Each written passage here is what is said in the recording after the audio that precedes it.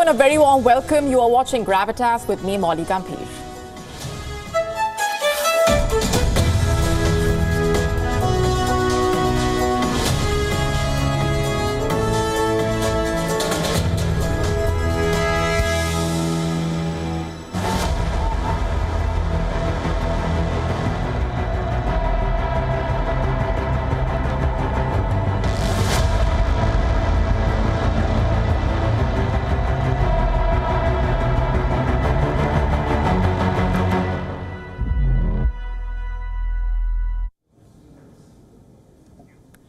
Is China trying to provoke a verbal conflict with India in the middle of the election? How else will you explain what's going on?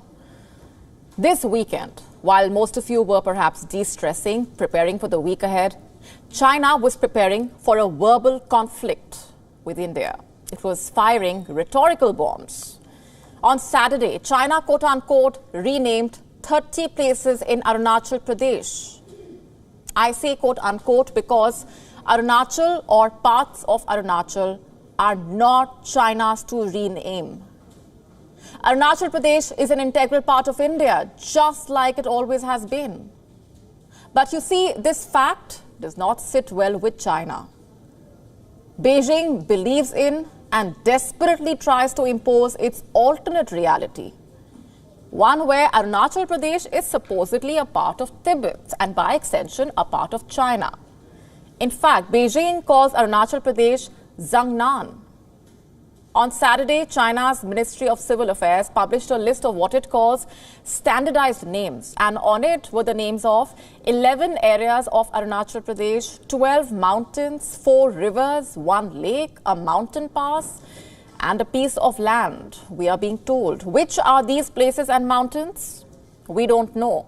A Hong Kong-based media house that had access to the list reports that the names were given in Chinese characters, Tibetan and Pinyin, the Roman alphabet version of Mandarin Chinese. Let me just read out for you what this report quotes the Chinese ministry as saying. In accordance with the relevant provisions of the State Council on the Management of Geographical Names, we, in conjunction with the relevant departments, have standardized some of the geographical names in Zhangnan of China. Unquote. This is not a first, not even a second. China is a habitual offender cum provocateur. Beijing has published at least 3 such lists in the last 7 years. The first one was published in 2017. It had 6 names. In 2021, another list was published. This one had the names of 15 places. The third list was published in 2023, and this one had names of 11 places. China wrongly and absurdly claims that naming Chinese places in foreign languages harms China's territorial claims and sovereignty rights. What about places that are not Chinese? What is this overdrive to claim to rename foreign territories? There is a word for it, and it's called aggression. What China is basically trying to do is abuse the undefined border. India and China share a 3,200-kilometer line of actual control. The line is undefined. In March, when the Indian Prime Minister visited Arunachal Pradesh, China decided to start ranting. Prime Minister Modi spent a day in Arunachal Pradesh. The visit was extremely significant because the Prime Minister inaugurated the Sela Tunnel. It is the world's longest twin-lane tunnel, and it is constructed at the elevation of 13,000 feet. The project was built at the cost of 825 crore rupees. This tunnel provides an all-weather connectivity to Tawang, which borders China. It also cuts down the travel time, which means this tunnel enables faster deployment of weapons, soldiers, and military equipment to the border. China is struggling to digest this boost to India's defense preparedness. So Beijing is acting out. And right after the Prime Minister's visit, China said, and I'm quoting, Zhangnan area is Chinese territory, quote unquote. The Chinese Foreign Ministry spokesperson Wang Wenbin added, And I'm quoting again, India has no right to arbitrarily develop the area of Zangnan in China. India's relevant moves will only complicate the boundary question and disrupt the situation in the border areas between the two countries, quote unquote. Look at what China said last week. Zangnan in the eastern sector has always been China's territory, quote unquote, adding China had all along exercised effective administrative jurisdiction over the area, quote unquote, until India's illegal occupation, quote unquote. Whom exactly is China trying to manipulate with these lies is the question. In 1 month, China has spoken about Arunachal Pradesh 5 times. The question is, what exactly is China trying to do, except provoke India through its absurd and bizarre claims? China clearly is threatened by India's border infrastructure, but how does it help to start a verbal conflict in the middle of the Indian general election? How does China benefit from it? Except, it gets to keep the Indian authorities engaged, perhaps even disturbed.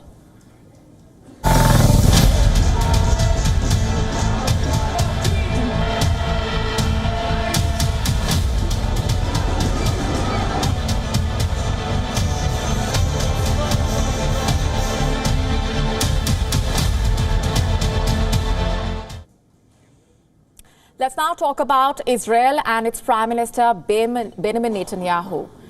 His war goals are unclear. His country is in the middle of a crisis. His wartime cabinet is divided, and Israelis want him out. Over the weekend, Israelis took out the largest march against Netanyahu since the war in Gaza started. On Sunday, tens of thousands of Israelis gathered in front of the Israeli parliament demanding Netanyahu's removal.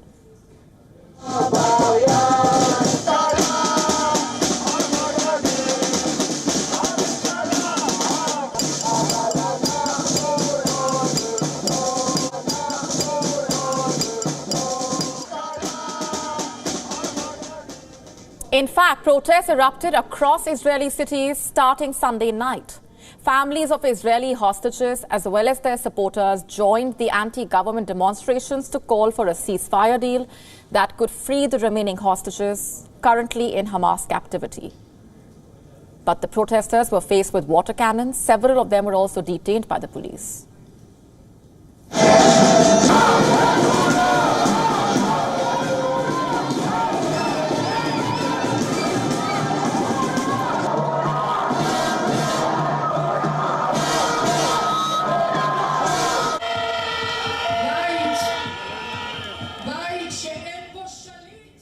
Now, make no mistake, this is the most serious threat to the Netanyahu government since Israel launched its assault on Gaza. Israelis want Netanyahu out. Protesters, including families of those taken hostage by Hamas on the 7th of October, say that the government is not serious about rescuing them. In fact, they see Netanyahu as the problem, as the quote-unquote obstacle to a ceasefire deal.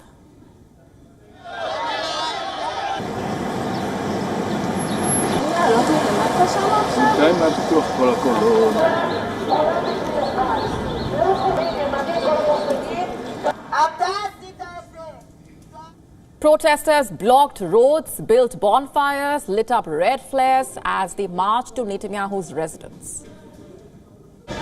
So what I'm doing here is trying to change the government, because this government is a complete and utter failure, and the only way they will lead us into the abyss that we will never come out of. The war in Gaza has turbocharged their determination to remove Israel's longest-serving prime minister. And through these demonstrations, they are making a number of demands. Let's take you through them. Demand number one, a fresh election. The protests outside the parliament aimed to tell the policymakers that they want a fresh election to replace Netanyahu's government. Protesters were seen waving blue and white Israeli flags and chanting elections now. Demand number two, they want a more equal share in the burden of army service that binds most Israelis. You see, Israel's war in Gaza has aggravated a long-standing and contentious issue in Israeli society. The issue of exemptions granted to ultra-Orthodox Jewish men from military duty. Israelis are also protesting against these exemptions. Just some background here. These exemptions date back to the early days of the State of Israel in 1948. Men from the ultra-Orthodox Haredi community do not have to serve in the military. Some Haredi men still serve the army, but most do not. Still, secular Israelis feel that an exemption for them worsens the social divisions. The deadline for the government to come up with legislation to resolve this issue was the 31st of March. At the last minute, Netanyahu filed an application to the Supreme Court last week for a 30-day deferment. The Israeli Supreme Court has now given the government time till the 30th of April to submit additional arguments. But in an interim ruling, it also ordered the suspension of state funding for seminary students who would be liable for conscription from Monday. Now, coming back to the protests, demand number 3, protesters want the government to secure a ceasefire deal with Hamas, a deal that could potentially free about 130 Israeli hostages. An unknown number of them are presumed to be dead, by the way. And the big fear in Israel is that many more will die the longer this war drags on. While the protests were still on the streets, Netanyahu ruled out early elections and reiterated his determination to mount a new offensive in Rafah.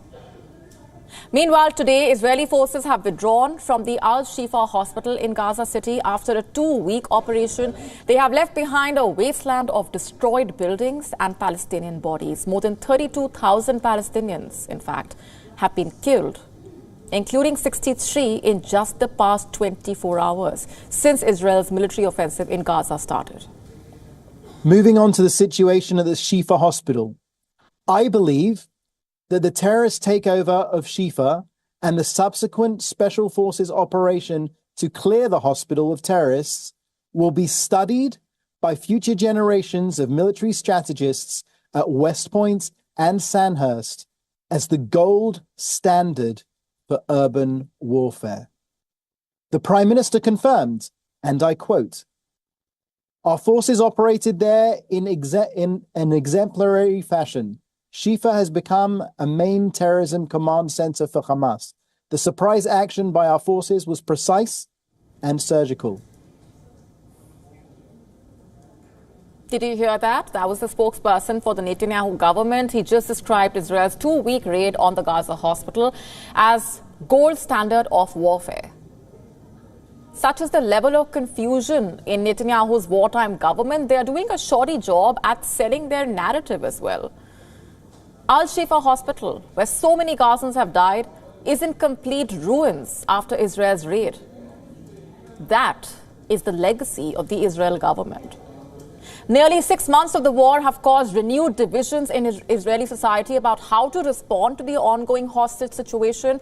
Despite warnings from Israel's allies and humanitarian groups that a ground offensive in Rafah would result in a human catastrophe, Netanyahu is adamant. He says he will evacuate civilians.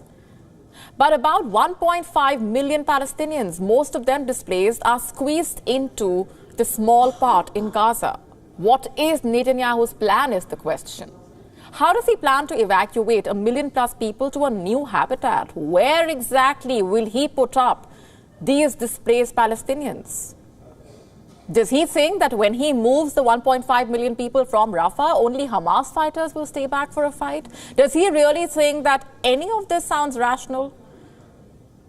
Benjamin Netanyahu used to say that he was the only one who could keep his country safe. And many Israelis believed him.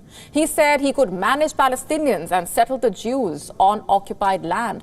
But all that changed when on the 7th of October 2023, Hamas stormed through the highly protected border wire, exposing the vulnerabilities in Israel's security.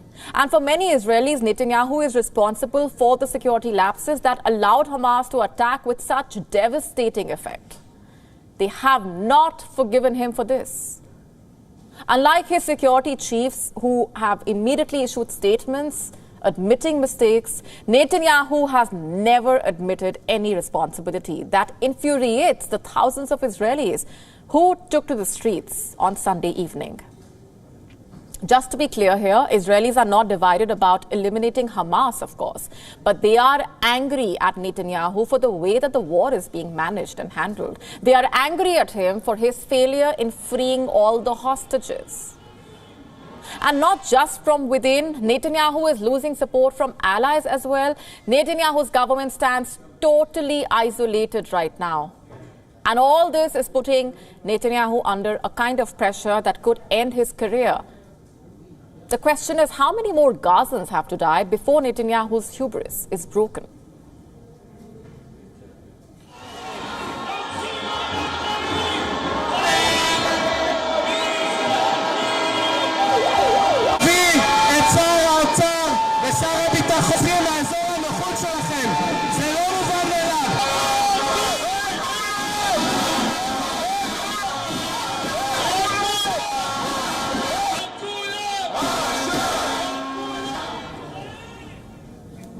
And before we move on, just a quick look at what's lined up for you on the show tonight. Will Delhi be run from jail? A court in India has extended the Delhi Chief Minister Arvind Kejriwal's judicial custody. Can a Chief Minister govern from jail? Does the Indian law allow this? Is it practical? Also on the show, we tell you why a tiny island called Kivu has become a flashpoint in the lead up to the Lok Sabha election. White House correspondents are being called out for stealing items allegedly from the Air Force One. That story coming up in just a few minutes.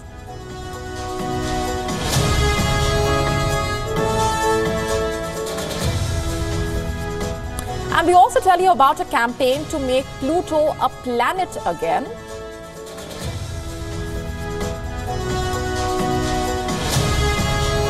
And finally, you may have come across clothes that claim to be free size or one size fits all.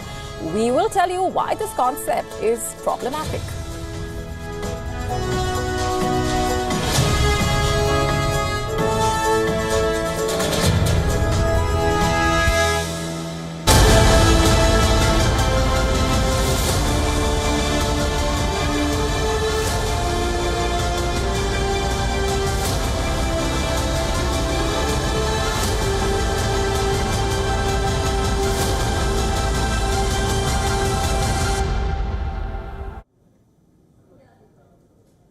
In the last 2 years, the West has hit Russia with an unprecedented package of sanctions. It hoped that this would make it difficult for Russia to fund its war against Ukraine. But you see, Moscow stands largely unaffected because it has found its way around these very sanctions. Russian companies are still importing weapon parts, tech and equipment. The question is, how so? All thanks to cryptocurrency. That's right, cryptocurrency has been fueling the Ukraine war. Cryptocurrency is secretive, it's untraceable, and it's everything that Russian firms had been asking for. In fact, in late 2022, Russia's largest maker of small arms, Kalashnikov concern, needed electrical parts for drones. It had listed 248 types of electronic parts. Who would supply them, you ask? A Hong Kong electronics distributor, Kynix Semiconductor, KYNIX. But Kalashnikov concern could not approach that company. The US was cutting such deals off, and even Chinese banks had grown wary of the sanctions and started blocking payments from Russia. There were fears in China that its lenders be targeted by the West if they are too accommodative of sanctioned Russian businesses. And so instead of trading with the Hong Kong electronics distributor directly, the Russian arms maker approached a middleman. His name is Andrei Zverev. He is a self-described Russian smuggler based in China. He had the perfect solution for the Russian company's problems. Zverev used the cryptocurrency called Tether to relay millions of dollars from Kalashnikov to its supplier. I will tell you how this entire scheme played out, but before that, Let me just tell you a bit about Tether, which is a stable coin. It is pegged to the US dollar, meaning its value fluctuates with the dollar. It is privately held by Tether Holdings. The issuer is registered in the British Virgin Islands. It is owned by a small group of individuals. Tether Holdings distributes it to customers in exchange for dollars. Customers can then trade it on virtual public ledgers known as blockchains or via private exchanges. They can use it to purchase other cryptocurrencies or to pay for goods and services, just like Russian companies. In fact, it is the most traded cryptocurrency. As many as $120 billion worth of these stable coins change hands each day. It is often traded about twice as much as Bitcoin. In fact, in 2023, Tether transactions totaled over $10 trillion. Like I said, the stablecoin works much like dollar, but unlike government-issued currency inside the banking system, authorities have limited ability to trace its use around the world. And because of this, Tether has emerged as one of the world's default black market payment methods.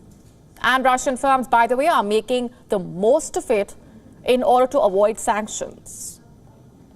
The middlemen take payments from the importers in rubles in their Russian bank accounts.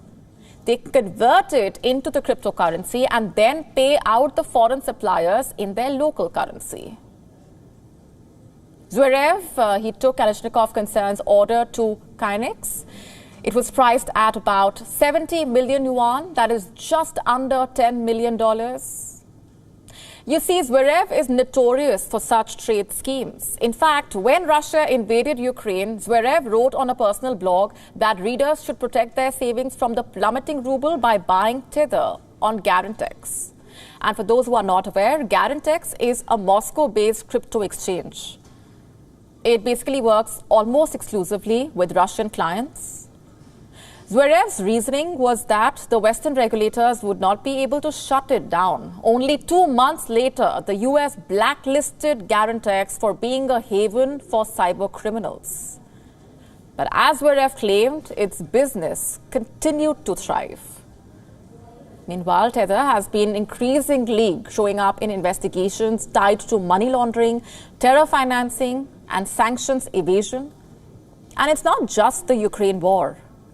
The cryptocurrency has been used in financing Hamas, paying Chinese fentanyl suppliers, funding the North Korean nuclear program, and helping sanctioned Russian oligarchs buy sanctioned Venezuelan oil.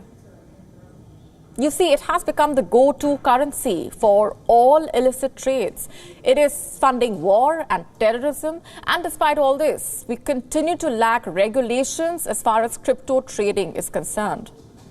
When will it be scrutinized, is the question.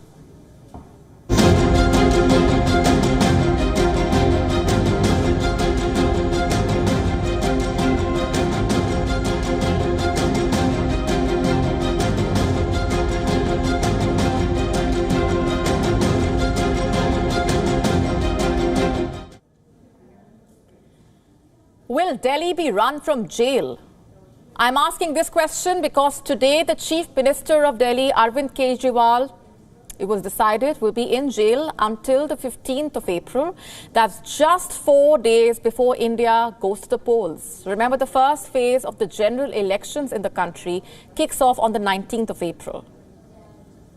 In a move that sparked protest last month, India's financial crime fighting agency, the Enforcement Directorate, or the ED, had arrested Kejriwal over graft accusations related to Delhi's liquor policy. He was remanded to ED custody until the 1st of April. As for why his custody was extended, the Enforcement Directorate says that Kejriwal has been non-cooperative in the probe. They say that he gave evasive replies. Opposition parties say that the timing of Kejriwal's arrest shows that the government is denying them a level playing field in the upcoming elections. The BJP denies these charges. The arrest of the high-profile leader had triggered protests in New Delhi and the northern state of Punjab, which is ruled by Kejriwal's party, the Aam Aadmi Party. Now, the party says that their leader has been falsely arrested in a fabricated case. But the BJP has denied political interference. The arrest of the Delhi Chief Minister, meanwhile, has united India's key opposition leaders. And on Sunday, a mega rally was held by the opposition bloc, which is an alliance of 27 opposition parties, including the Aam Aadmi Party. They protested against Arvind Kejriwal's arrest and accused the BJP of seeking to rig the elections. The rally was a massive show of strength where leaders of the major opposition parties pressed for the release of Arvind Kejriwal. And with Kejriwal in jail, his wife Sunita Kejriwal entered the political scene from the dais at the opposition's mega rally. Sunita Kejriwal read out her jailed husband's 6 guarantees for the upcoming elections. They range from promises of zero power cuts, free electricity for the poor, quality education, specialty hospitals, minimum support price for farmers, and most importantly, statehood for Delhi. In her first political speech ever, Sunita Kejriwal said that India stands with the Aam Aadmi Party chief and he cannot be kept in jail forever.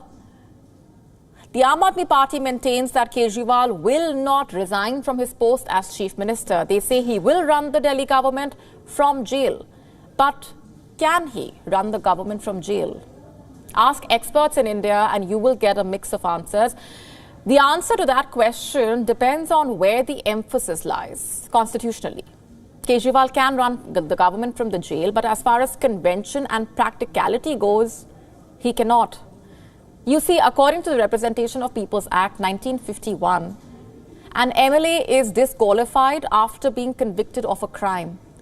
That means he or she cannot be minister post-conviction. And in Kejriwal's case, he has not been convicted of any crime yet. Therefore, Kejriwal can function as chief minister from jail. But other experts have a different view. Some legal experts say that Kejriwal must resign till at least the probe against him is over. They say that he should step down and nominate someone else from his party to handle the chief minister's post. Long story short, the law of the land allows Kejriwal to function as Delhi chief minister.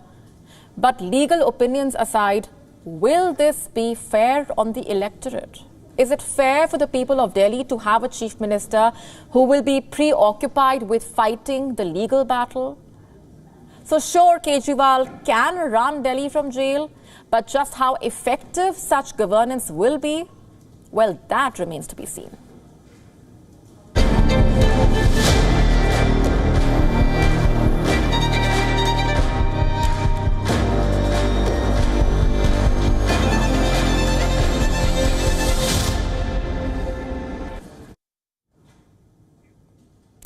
The tiny island of Kivu has become the latest flashpoint in Indian politics. A war of words has broken out between the ruling BJP and the opposition ahead of the Lok Sabha elections in India. The island has been a disputed territory between India and Sri Lanka since the British period. Why has it ignited a furor between Indian parties? What is the row all about? Our next report getting you all the details. This is the island of Kivu. It lies between India and Sri Lanka on the Park Strait. Merely 33 kilometers away from the Indian coast, the island is only 1.6 kilometers long and around 300 meters wide. Its fate has been disputed since the British period. Back then, both India and Sri Lanka were British colonies. Traditionally, the island was associated to the Madras Presidency as the Ramna Zamindari of Ramanathapuram enjoyed the rights over its resources and fishery. But Sri Lanka challenged that right after gaining independence from the British. It asserted the Indian Navy could not conduct exercises on the island without its permission. Few years later, in October 1955, Sri Lanka's Air Force held its own exercise on the island. Yes, an island nation much smaller than India was pressing for rights on the disputed island. Now, new documents have revealed the gross mishandling of the issue by the government at the time. The revelations follow a right to information application by Tamil Nadu BJP chief K. Annamalai. Instead of challenging Sri Lanka's claims, then Prime Minister Pandit Jawaharlal Nehru of the Congress dismissed the issue as inconsequential. In 1961, Nehru wrote in a minute, "I attach no importance at all to this little island and I would have no hesitation in giving up our claims to it. I do not like this pending indefinitely and being raised again in Parliament." Unquote. You see, at the time, the strategic importance of the island was undermined by the government. But over the last decades, the situation has changed, all because of the rise of China and its growing influence over Sri Lanka. The Congress failed to see this. Sri Lanka continued to double down on its claims and the Indira Gandhi government kept watching instead of confronting the island nation. Opposition members chided the government for not taking a stand, but all in vain. In 1974, the Indira Gandhi government ceded the rights to Sri Lanka.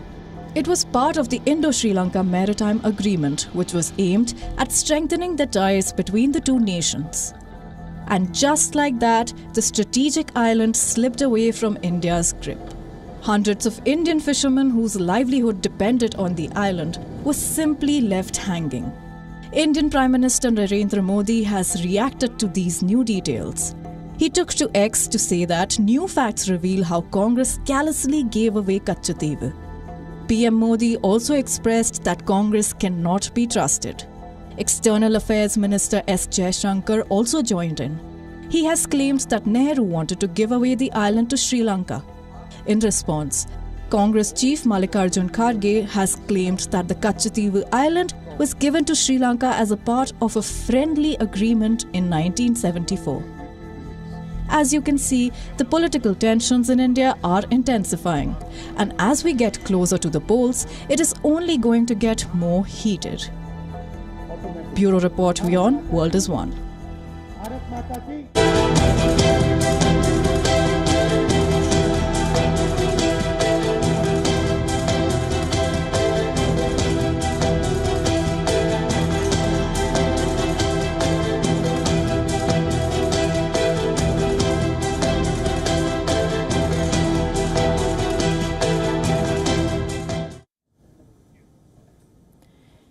Remarks made by the US ambassador to India, Eric Garcetti, have been dominating headlines. The comments were made during an interview to news agency ANI. What did he say? Let's get you all the details. Now, as part of a wide-ranging interview, the ambassador spoke about his journey, the US-India relationship, also his commitment towards boosting those ties, among other aspects. Referring to the investigation of the alleged failed assassination plot against Khalistani terrorist Gurpatwant Singh Pannu, the ambassador said that no government or its employee can be involved in the alleged assassination of another country's citizen, which is just an unacceptable red line, quote unquote. Any country having an active member of their government involved in a second country trying to assassinate one of their citizens. That's, I think, usually a red line for any country. That's a basic issue of sovereignty. That's a basic issue of rights. Now, in case you weren't aware already, India has designated Gurpatwant Singh Pannu as a terrorist. He enjoys dual citizenship in America and Canada. India and the US are working together in the investigation of the alleged foiled assassination plot against the Khalistani terrorist. Pannu has repeatedly issued threats against India, in fact. Basically, he has openly issued multiple threats to India related to attacks on the Indian Parliament, Air India. So what about these threats? What did the ambassador have to say about them?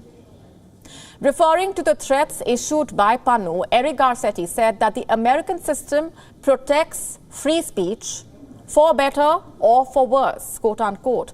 He also made it clear that an American citizen can be convicted or deployed only according to the country's laws. Our law for an American citizen to be convicted in an American court or to be deported to have a criminal case in another country, it has to meet our law. And so we'll continue working, and if anybody ever says something that steps over that line, and I know it's gotten very close, we will be working together on that. Now the thing is, Pannu's threats have caused a lot of concern. not just in India, but also among the members of the Indian American community. Just for context, you remember how we told you recently that some members of the Indian American community held a special meeting in America?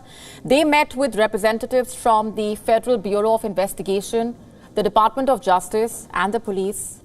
Members of the Indian American community told the US authorities that American soil is being used for terror activities against India. They also spoke about the rise of the Khalistani movement in the US, which of course has been a major concern. Now, following the remarks made by the US ambassador to India in the latest, reacting to the remarks made by the ambassador regarding the quote-unquote red line, India's External Affairs Minister, Dr. S. Jaishankar, has said that the US ambassador, as an ambassador, will say what he thinks is the position of his government. The US ambassador, as an ambassador, obviously will say what he thinks is the thinking of his government or the position of his government. I will say what is the position of my government. And the position of my government is that in this particular case, there have been certain information which has been provided to us, which we are investigating. And it is something we are investigating because we believe our own national security interests are involved in that investigation. So as and when we have something to say on that investigation, we would be very glad to speak about it.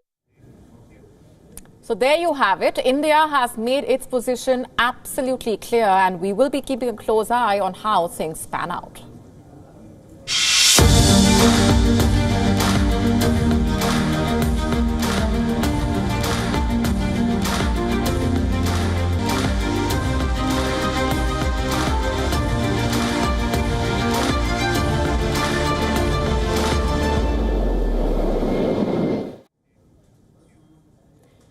Who doesn't like a pretty memento?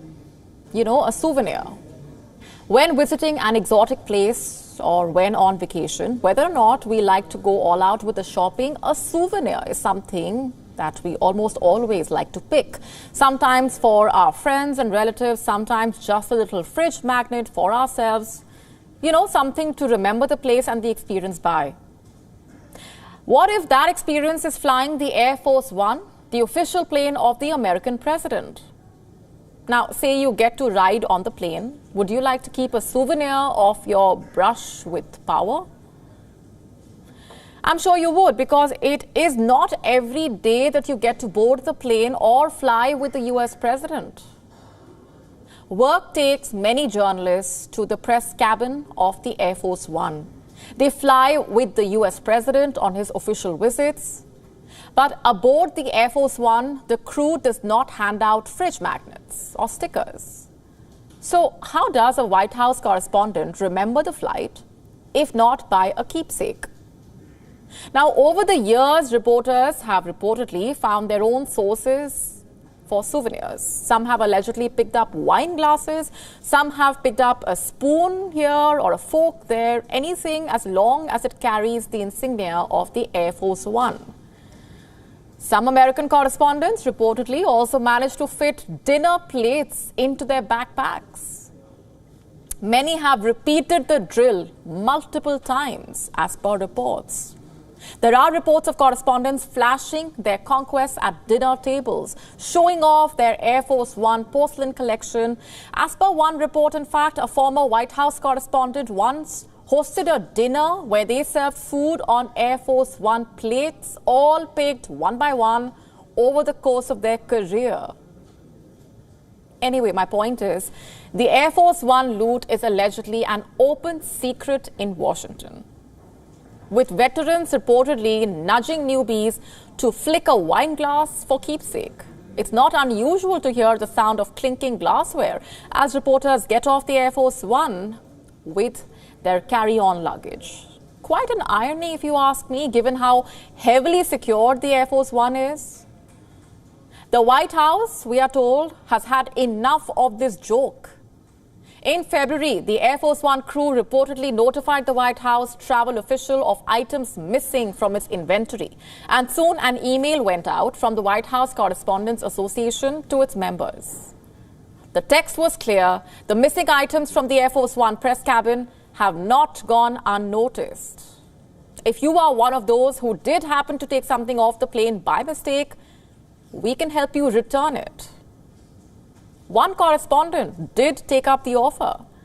Reports talk about a secret meeting that was arranged between the correspondent and a government official at a park near the White House. The correspondent returned an embroidered pillowcase. This was an exception. No one else really responded to the email or acted on the association's request. Now, for a journalist, a ride on the Air Force One is not free. Media outlets have to pay for their reporters to fly the Air Force One. The bill is inclusive of in-flight meals and drinks. The publication that first reported this story wrote, and I quote, "For years, scores of journalists and others have quietly stuffed everything from engraved whiskey tumblers to wine glasses to pretty much anything with the Air Force One insignia on it into their bag before stepping off the plane." But why just blame reporters alone? There are reports of senators picking or taking home items from Air Force One. In the year 2012, actor Alison Williams spoke about how her dad once picked an item from the Air Force One and how she used that item to impress a boy. You see, that's where the story lies. People like to impress the others by showing off the fact that they have had the chance to board a plane whose ticket money cannot really buy you. Souvenirs help them in their mission to impress. Sure, the US Air Force has a site where it sells Air Force One mementos, but these souvenirs are nothing like the items used on board the presidential plane.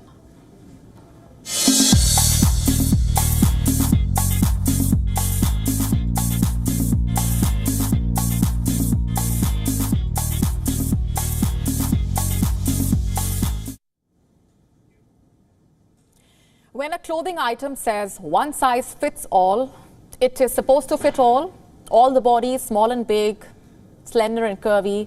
But this one brand misunderstood the message, it seems. When it says one size fits all, it means only small. Because perhaps according to its ideology, only thin girls can wear its fashion pieces.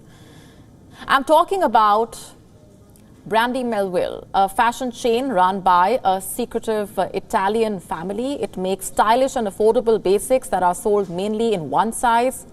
It's like the retailer wants to make a club of mean girls, only at a much bigger level. Skinny, mostly blonde girls fill its social media feeds and even staff its stores. Unlike most other brands, it's not capitalizing on inclusivity, but rather exclusivity. Not everyone can wear the clothes, and that's only fueling the obsession around it. The problem is the brand is particularly famous among teenagers and prepubescents. And the common perception is if you can fit into a Brandy Melville, you are part of an elite club. You have good style and are popular, and people want to be your friend. But you cannot enter that club until you look a certain way. Imagine being a young and impressionable teenager, thinking there's something wrong with you simply because you cannot fit into a particular brand's clothes. What makes us say that? There are customer accounts, and by customers, I mean girls who are merely 12 to 18 years old. Some of them have shared how they wanted to lose weight so that they could squeeze into a Brandy Melville. A few have even developed eating disorders, and it does not even stop at customers. As per reports, the retailer pushes for the same elite club while hiring as well. Job seekers reportedly are assessed partly on their looks. They are asked to pose for photos that are shared with managers, allegedly. This is not a model agency that we are talking about. It's simply a clothing shop. A former employee and a group of licensees have even filed lawsuits against the brand. The ex-employee claims that he was let go of because he refused to fire female employees who did not look like typical white teenage girls. Canadian licensees allege that their license was terminated after they refused to shut two stores that did not reflect the Brandy Melville image. These stores either catered to ethnic minorities or were staffed by a manager who was short and fat, quote unquote, according to the complaint. This is infuriating, to say the least. Here's a brand that is apparently fostering negative body images among young girls, the same girls who are already vulnerable to societal pressures about their appearance. But you know what the saddest part is? That the allegations of discrimination have done little to lessen the brand's appeal. Many still want to be a part of the club because they like the chic clothes that are also affordable. Some have even questioned why it's okay to have plus-sized brands, but not petite-sized. Now, plus and petite should not be at odds, of course. They should not be pitted against each other. If anything, a brand must respect all body sizes instead of creating divisions. And most importantly, as a customer, one should buy clothes that are made for your body instead of molding your body to fit into specific clothes.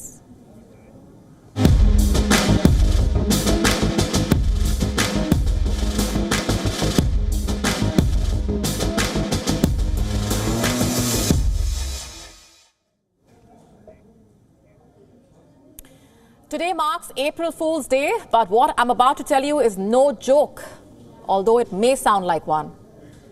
Believe it or not, there is a movement gaining traction in the US. Some people are rallying behind making Pluto a planet again. You heard that right. Despite it being reclassified as a dwarf planet some 18 years ago, Pluto has captured the imagination of many once again. In fact, a streaming service in the US that will remain unnamed is even hosting a sit-in to revisit the debate surrounding Pluto's planethood. What's more, they have also launched a petition on change.org to support the cause. It might sound surprising, but there is a dedicated fan base rallying behind Pluto. Sure, despite its demotion to a dwarf planet all the way back in 2006, Pluto still holds a significant place in our collective imagination and popular culture. But this streaming service, which is named after the dwarf planet, wants to take it a step further and do what best scientists of the world at NASA cannot do: make a dwarf planet a planet. Sure, Pluto does not do what a planet should do, like orbit a star, but it seems, who cares about scientific facts when you can have a PR campaign to run? Now, since we are discussing the whims of the world, perhaps channels named Sun, the Moon and the Stars should reconsider doing space research. Why stop there? Maybe travel television shows could also advocate for free travel for their viewers. Maybe next, cooking shows should start campaigning for free groceries, perhaps. After all, in the realm of April Fool's Day, anything is possible, right? And on that note is a wrap on this edition of Gravitas Tonight. This is me, Molly Gambhir, signing off, leaving you with Gravitas images. Thanks very much for watching.